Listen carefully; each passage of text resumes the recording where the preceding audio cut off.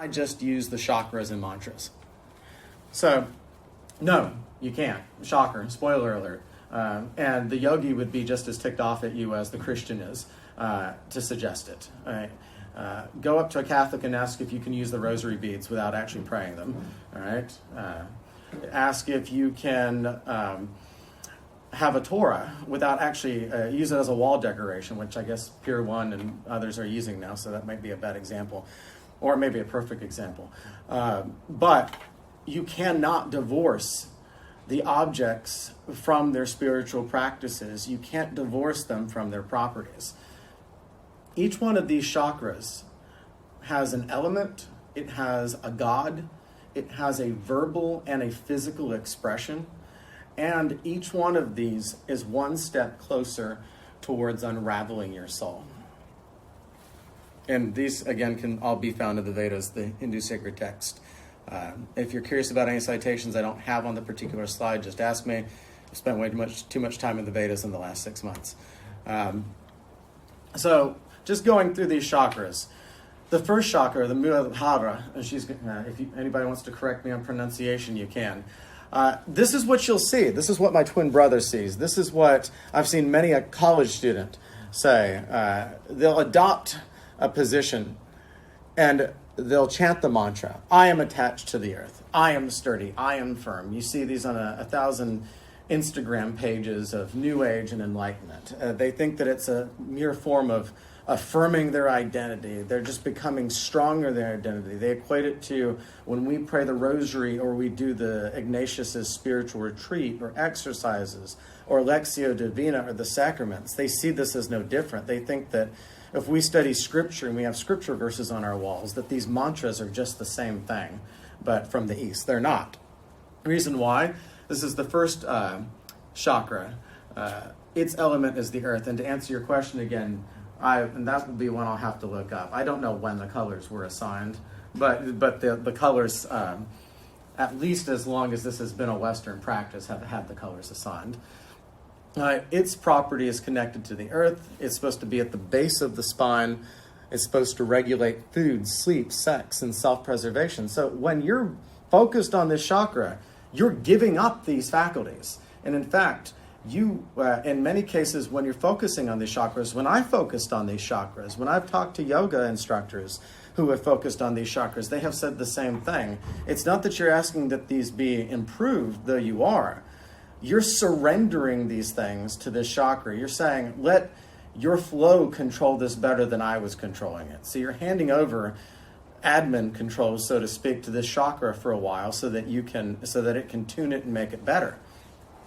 You think that you're saying all of this to a simple bead and you're focusing on it, but what you're really doing is praying to the Hindu god Ganesh, which, pardon me, I'll have to actually get my slides for this to make sure I say this correctly.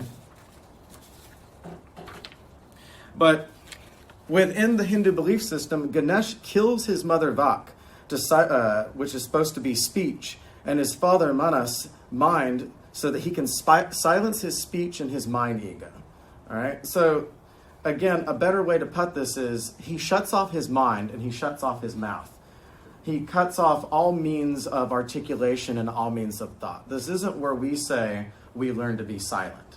This isn't where we choose our words. This is where we forfeit the ability to contribute a thought, to speak, to articulate our thoughts. I think of what the psychologist Jordan Peterson talks about, is that the more you can write your thoughts, the more you can speak your thoughts, the more you can articulate your thoughts. You know what you believe in. By doing this, you don't know what you believe in. You have cut off your speech, and therefore you don't know why you believe what you believe. So from the very first chakra, you become a slave to the chakra instead of knowing intentionally and conscientiously, like Catholicism encourages us to do, why we believe what we believe. And that would be a point of interest to say, by the way, the Vedas and the Upanishads are not scriptures that encourage self-examination or why Hinduism believes what it believes. They're scriptures that further the Hindu propaganda. They further the story of Hinduism and its culture, but there's very little reflection within it about why their truths are the truths that they are. There's no Thomas Aquinas within Hinduism. Probably another reason why I never converted.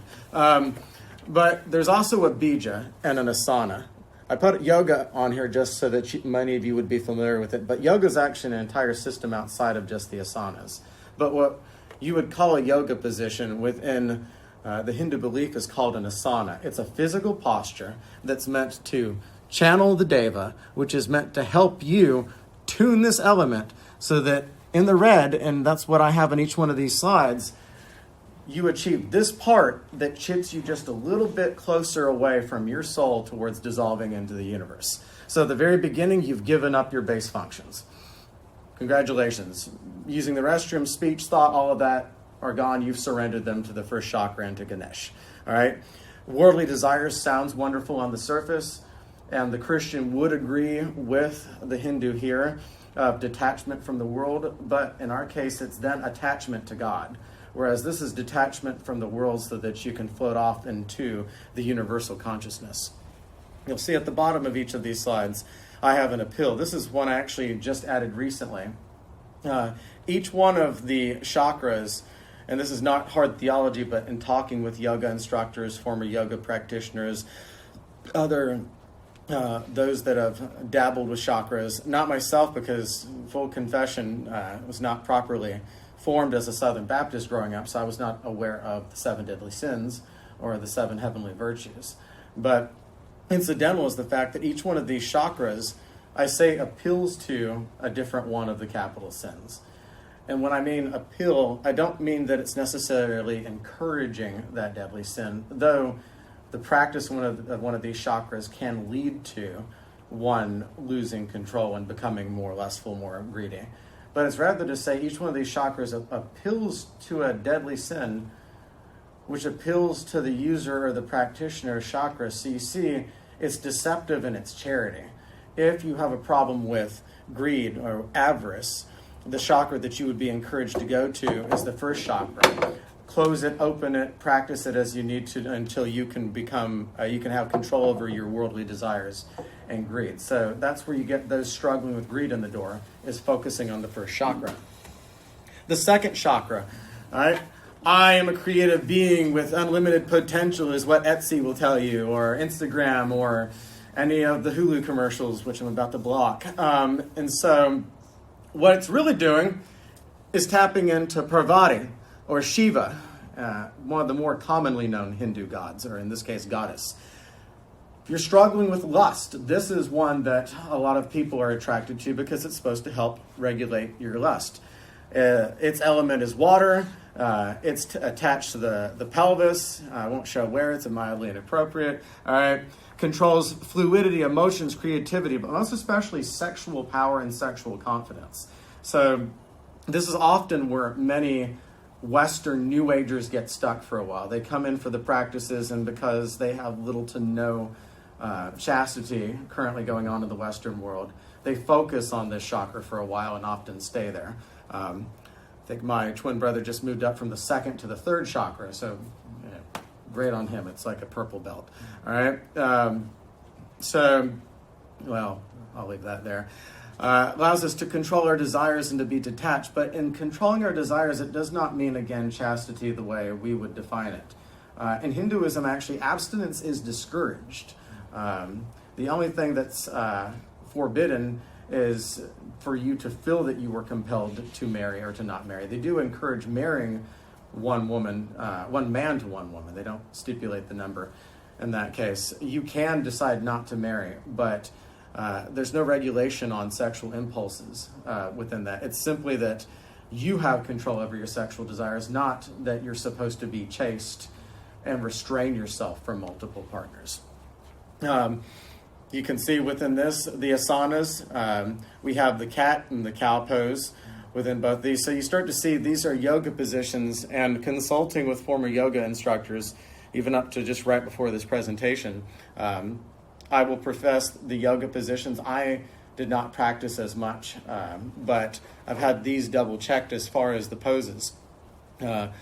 These would be 2 poses that you would use to invoke Parvati, to have greater control over the 2nd chakra and the water element. So again, these yoga poses are not neutral. These poses have specific names. And if you're using those poses and the specific names, you're tapping into these specific devas, which are helping you regulate these elements, which are helping you achieve the dissolution of self. The third chakra, Manipura, I am confident, I am powerful, I can handle anything. And I was just actually told by one yoga instructor that this is one of the most popularly referred to devas. Again, you notice one of the variations on this chakra, one of the other gods that this can be is Vishnu, which is the one that Oppenheimer quotes when he laments his creation of the atomic bomb. Appeals to gluttony. When you're practicing the scorpion or the eagle poses, core work and twisting, you're invoking Lakshmi, which is helping you with the element of fire at the navel, controlling digestion, physical and spiritual, right? Which again seems good at first. It's making sure you're not overwhelmed physically or spiritually, as many of us can be eager to take on as many Catholic practices as we can, and then we have to dial down, and Father has to yell at us, all right? This seems good at first, moderation. But what it's doing in the end is it's actually encouraging you to let go of what does not serve you. The key word is you. It's not let go of what is keeping you from God. Not let go of what is wrong. Or in the words of St. Paul, what is lawful but ineffective or non-efficacious. It's what does not serve you. So this directly taps into the narcissism of the Westerner. All right, so they use this to dismiss at this point. This is usually where non-encouraging family members are let go by the New Ager that's practicing these things. You don't serve me. You're getting in the way of my practices. You're getting in the way of me finally working on perfecting this element, this chakra, and you are dismissed. All right, and again, this can be different from what Hinduism espouses, but this is how it's being used in the Western world. The fourth chakra, give love to receive love, to be love. Other than ignoring the fact that that's conditional love, whereas our faith espouses unconditional love, we give love regardless of whether we receive it in return. When we're practicing the dancer pose or the wheel pose, or if we're uttering yam or am or lam, these are the different bijas, we're invoking Hanuman, which is helping us, and it's here at the center of the heart with the element of air, control love, peace, happiness. This is the real moment of decision. This is the moment of becoming unstuck. I think this is about the point I started to part ways with chakras a while back, is because now you have been convinced to let go of all these things. Now you're being asked to let go, period, to detach yourself, period. This appeals to wrath because you're told that to become unstuck, you can't be holding on to hate. You can't be holding on to resentment. Again, something a Christian would agree with. But in this case, it's not asking you to let go of those things so that you can have a greater capacity for love in your heart. It's you're being asked to let go of these things so that the chakra can be more fully aligned so that we can move on to the next chakra. The fifth chakra, I speak my truth. I live the truth. Of course, evident in the line itself is relativism. There is not, I speak the truth. All right, it's I speak my truth. All right. Again, in dealing with many New Agers, I hear this one come up a lot. Well, that's your truth. This is my truth. That's his truth.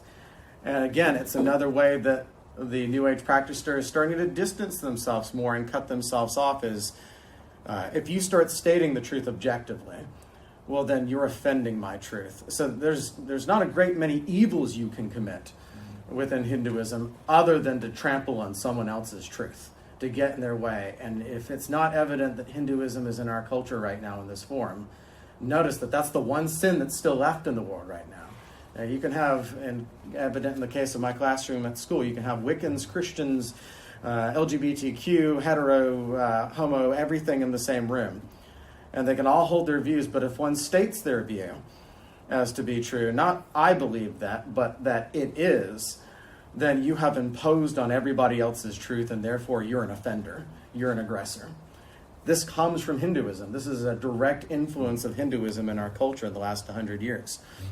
So when we do and thank goodness for silhouettes instead of actual photos, the asanas for this one, yeah, that was an interesting Google search. You have to do the lion or the fish pose.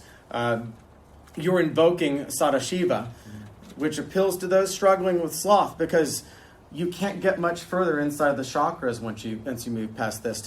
You're now moving past the physical elements of chakras. You notice that now we don't have an earthly element attached to it. We now have what they call the akasha, or the ether. All right, we're now dealing with just dark matter, which, by the way, dark matter, scientific concept that's come across in the last 100 years by scientists who practiced Hindu and Vedic practices. So dark matter was one of those scientific revolutions that was directly inspired by the Akasha. It's at the base of the throat, but this is one of the last times we're going to see a physical bodily component to the chakras, because they're supposed to be now moving to the spiritual. And so, as we know within our own faith, that sloth comes from us being lazy in spiritual practices. So this is a moment where Hinduism does touch the teachings of the church. It does agree. Sloth is an aversion to spiritual practices. So the only way to do that is to have a chakra that helps you move past that. This is also where you begin to meet God, or Brahman. The sixth chakra, Ajna, one of the few that I can pronounce correctly. This is where we have breathing exercises. We have the famous Bija Om, and that's where this is from. Appeals to those struggling with envy. You're invoking the Deva Krishna. All right, it's meant to be about right here between the eyes. All right, it's meant to control, and you notice there are no longer bodily functions. We still have between the eyes as the place where the chakra is at. But you notice we have intuition, vision, prophecy, imagination, inner knowing. So all thought, all thinking is connected to this. So now we've submitted control not only over all the parts of our body, but now we're surrendering our intellectual faculties. That's the real dangerous area here. We've now started giving access to the soul. So in their belief system, this is where we've begun to establish a telepathic link to God. This is where we begin to see God, or Brahman, which is then the seventh and final chakra. I surrender to the wisdom of pure consciousness. If you have achieved this correctly, it's meant to be beyond the bodily. It's not actually on the head. It's above the crown of the head. All right? It's meant to control the link to the celestial energy. This is where we enter into pure consciousness. So we access the ether. So we stepped into the energy field. Now we've established a link in that field. This is sounding more like Star Trek every moment. All right? We've stepped out into space. We've established the comm link. All right? We've spoken through the ether, and now we have a connection. We have a personal link with God. And if this is done correctly, by the time that link is established, not at first, because it does take a while, and it's contingent upon how committed you are to the practices, you dissolve into existence. You meet with the rest of existence. Of course, this appeals to pride, because supposedly pride here is holding on to yourself, right? Which even we have with our Protestant brothers and sisters, they're still confused by this, to think that pride is having an identity. Pride is not having an identity. Pride is, as the Catechism says, it is an inordinate esteem of oneself. But it's still oneself. There is still a person there. It's just you're placing that person above everything else. But you should still be there. You're still a child of God. But those that practice this are deceived by this. They think that